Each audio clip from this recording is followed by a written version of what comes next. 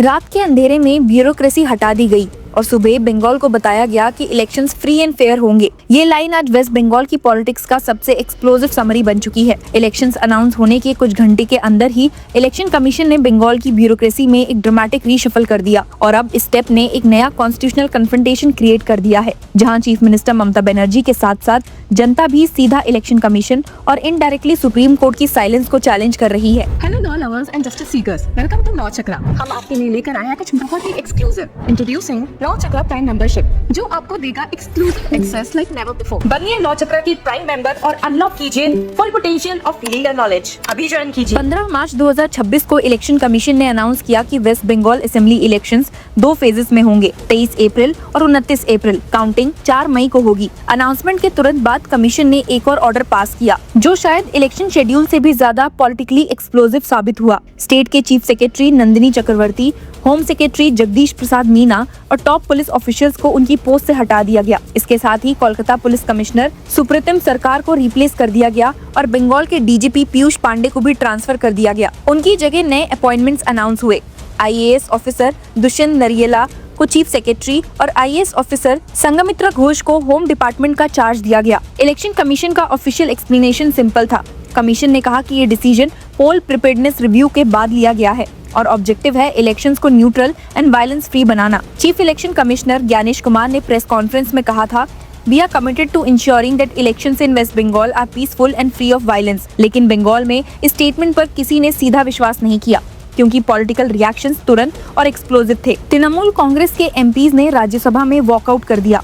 Senior TMC leader Derek O'Brien ने parliament में protest करते हुए कहा, In the dead of night, the chief secretary, the principal secretary and the home secretary have been removed by the election commission. They have all the powers to do it। उनका tone clear था। Legal authority पर question नहीं है, लेकिन उस authority के use पर serious doubts हैं। पॉलिटिकल रिएक्शंस और भी शार्प तब हुए जब टीएमसी एमपी सागरिका घोष ने डायरेक्टली एक्यूज किया कि इलेक्शन कमीशन इलेक्टेड गवर्नमेंट को डिस्टेबलाइज कर रहा है। उन्होंने कहा, the manner in which the election commission transferred the Bengal home secretary and the chief secretary at 4 AM in the dead night is unacceptable. This is an elected government led by Mamata Banerjee. आपको बता दूं कि इस चैलेंज का legal dimension भी काफी serious है।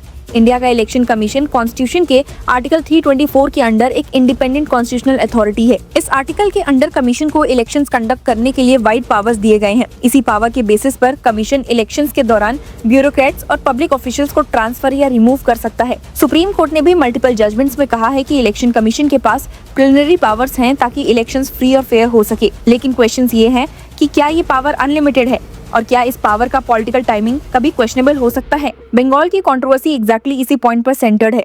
Critics का कहना है कि इलेक्शंस अनाउंस होते ही स्टेट की टॉप ब्यूरोक्रेसी को रिमूव करना एक एक्स्ट्राऑर्डिनरी स्टेप है। सपोर्टर्स का कहना है कि Bengal historically politically violent elections के लिए नोन है, इसीलिए स्ट्रिक्ट एडमिनिस्ट्रेटिव कंट्रोल जरूरी है। इस कंट्रोवर्सी को और फ्यूल मिला सोशल मीडिया रिएक्शन से। पॉलिटिकल एनालिस्ट योगेंद्र यादव ने एक ट्वीट में सीधा सुप्रीम कोर्ट पर सवाल उठा दिया। उन्होंने कहा, ECI's loyalties are clear, Why is the Supreme Court permitting this? ये लाइन वायरल हो गई क्योंकि ये एक अनकंफर्टेबल क्वेश्चन को रेज करती है। अगर इलेक्शन कमीशन के एक्शंस कंट्रोवर्शियल हैं, तो क्या जुडिशरी इंटरवीन करेगी या फिर कोर्ट्स इलेक्टोरल प्रोसेस में डिस्टेंस मेंटेन करेंगे? एक और ट्वीट में आदिल हुसैन ने एक और सीरियस एलिगेशन रेज किया। उन्होंने क्लेम किया कि लैक्स ऑफ वोटर्स के नाम इलेक्टोरल रोल से डिलीशन डिस्प्यूट में पेंडिंग है और फिर भी इलेक्शंस को अनाउंस कर दिया गया। उन्होंने लिखा है, declaring election when more than 45 lakh would be under adjudication is a bold on democracy. ये एलिगेशन अगर करेक्ट है तो सिचुएशन और कॉम्प्लिकेटेड हो जाती है, क्योंकि voting right technically fundamental right नहीं है, लेकिन कॉन्स्टिट्यूशनल राइट जरूर है। और अगर जेन्युइन वोटर्स डिसएनफ्रेंचाइज हो जाएं, तो इलेक्शन की लेजिटिमेसी पर क्वेश्चन रेज हो सकता है। दर्शकों, ममता बनर्जी की पॉलिटिकल स्ट्रैटेजी भी अब क्लियर हो चुकी है। उन्होंने अनाउंस किया है कि वो पर्सनली प्रोटेस्ट मार्च लीड करेंगी। ये एक अनयूजुअल स्टेप है, क्योंकि एक sitting chief minister rarely election authority के अगेंस्ट स्ट्रीट प्रोटेस्ट करती है। लेकिन ममता बनर्जी का पॉलिटिकल स्टाइल हमेशा कन्फ्रंटेशनल रहा है।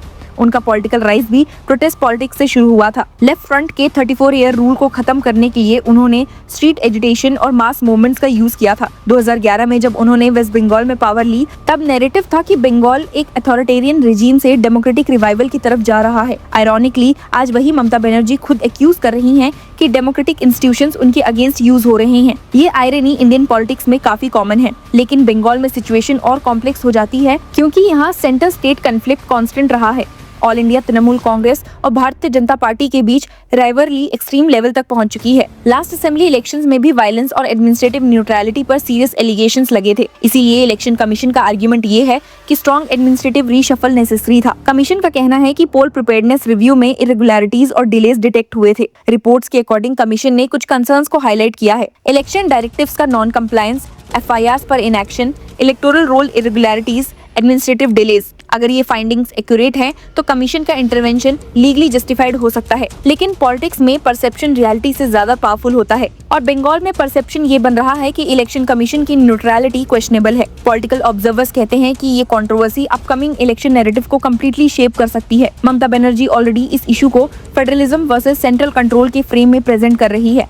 उनका आर्गुमेंट है कि बंगाल की इलेक्टेड गवर्नमेंट को ब्यूरोक्रेटिक स्ट्रक्चर कंट्रोल करने का डेमोक्रेटिक मैंडेट मिला है। अगर election commission repeatedly bureaucracy reshuffle करेगा तो स्टेट ऑटोनॉमी वीकन हो जाती है। सेंटर का काउंटर आर्गुमेंट सिंपल है कि इलेक्शन पीरियड में एडमिनिस्ट्रेटिव कंट्रोल इलेक्शन कमीशन के पास होता है, इसीलिए स्टेट गवर्नमेंट का रोल लिमिटेड हो जाता है। आपको याद दिला दूं कि ये कॉन्स्टिट्यूशनल टग ऑफ वॉर नया नहीं है। पास्ट इलेक्शंस में भी कमीशन ने मल्टीपल स्टेट्स में ऑफिसर्स ट्रांसफर किए हैं। लेकिन बंगाल केस अनयूजुअल इसलिए लग रहा है क्योंकि रीशफल का स्केल और टाइमिंग एक्स्ट्राऑर्डिनरी है और इसी वजह से सुप्रीम कोर्ट की साइलेंस भी डिस्कशन का सब्जेक्ट बन चुकी है। कुछ लीगल एक्सपर्ट्स का कहना है कि कोर्ट्स को इलेक्टोरल प्रोसेस में मिनिमल इंटरफेरेंस करना चाहिए। अगर हर एडमिनिस्ट्रेटिव डिसीजन जुडिशियल रिव्यू का सब्जेक्ट बन गया तो इलेक्शन शेड्यूल डिसरप्ट हो सकता है। दूसरी तरफ क्रिटिक्स का कहना है कि अगर कॉन्स्टिट्यूशनल अथॉरिटीज भी पॉलिटिकल परसेप्शन क्रिएट करने लगे तो जुडिशरी का ओवरसाइट जरूरी है। ये डिबेट इंडियन कॉन्स्टिट्यूशनल डेमोक्रेसी का क्लासिक डिलेमा है। इलेक्शन कमीशन इंडिपेंडेंट है, लेकिन उसके मेंबर्स का अपॉइंटमेंट पॉलिटिकल एग्जीक्यूटिव करता है और इसी वजह से न्यूट्रलिटी पर सस्पिशन कभी कभी इमर्ज होता है। अगले कुछ हफ्तों में इसका जवाब मिल सकता है, लेकिन अभी के लिए एक बात क्लियर है, वेस्ट बंगाल इलेक्शन 2026 सिर्फ एक पॉलिटिकल कॉन्टेस्ट नहीं है। ये कॉन्स्टिट्यूशनल पावर, इंस्टीट्यूशनल ट्रस्ट और डेमोक्रेटिक लेजिटिमेसी का भी एग्जाम बन चुका है। आपका इस न्यू अपडेट को लेकर क्या कहना है, हमें जरूर बताइए एंड कीप फॉलोइंग अस।